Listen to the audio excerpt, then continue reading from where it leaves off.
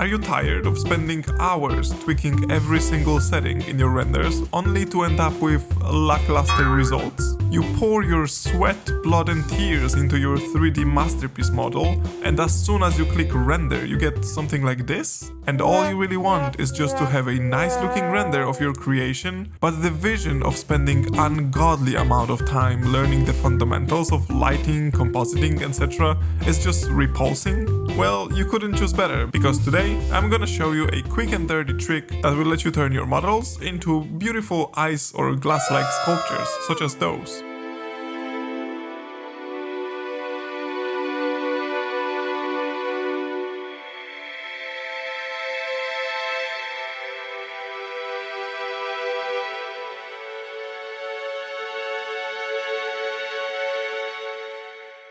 And all of that you can achieve within minutes. Well, the rendering itself depends heavily on your PC hardware, but the setup that is needed for this is not only really fast to make, but also it's incredibly simple. Like, it's stupid how little you need to get this sort of stuff. Honestly, it should be illegal. Right to jail, right away.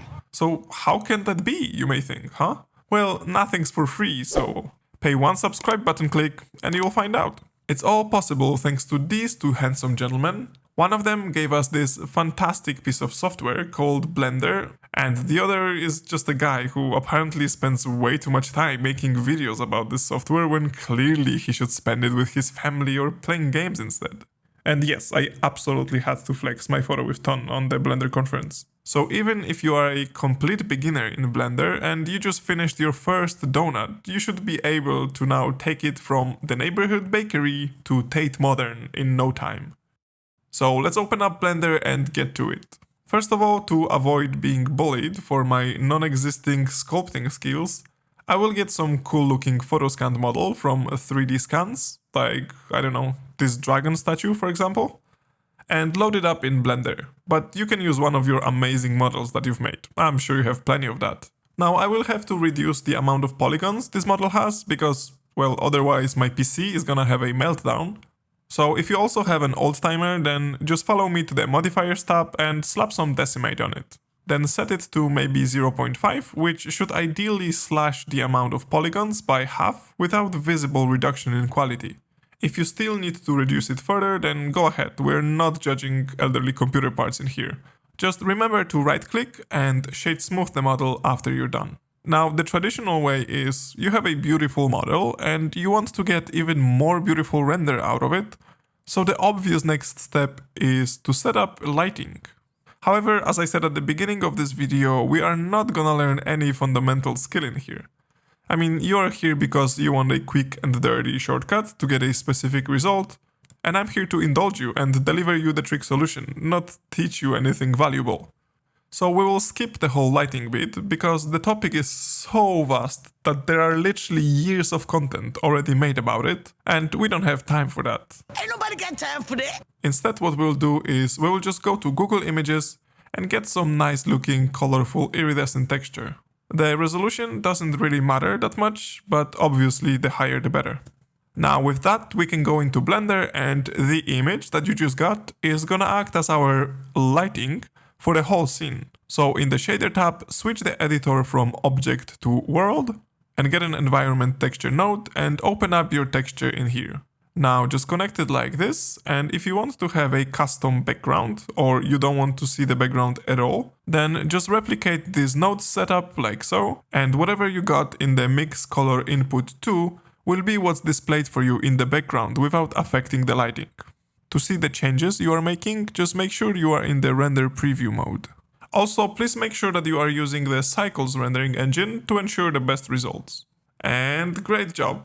You have just accomplished half of what you need to get your renders. For the second half, we will stay inside the shading editor, but let's switch it back to object. And then, after you select the model you want to render, just click new to create new material for it. Now, this may look a little bit overwhelming at the beginning with all those numbers and different inputs and all that, but don't worry, it's working perfectly by default. So we will need just a few minor tweaks, because, well, that's what Blender does. It just works straight out of the box. So first of all, locate the transmission slider and take that sad looking value all the way up to 1.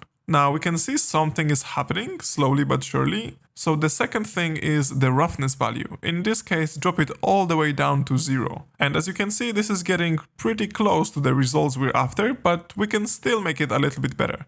But before that, let's take a look at this one particular value called IOR, or Index of Refraction in full.